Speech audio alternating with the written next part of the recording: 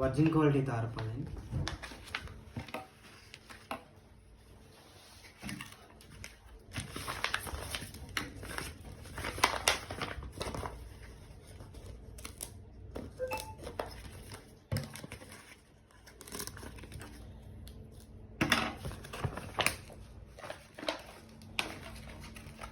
చింపినా కానీ చిరగదు.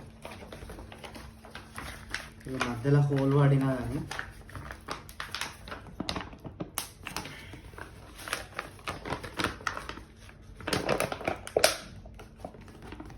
రెడ్ కాదు.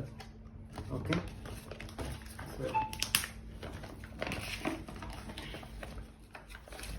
చాలా క్వాలిటీ ఉంటుంది.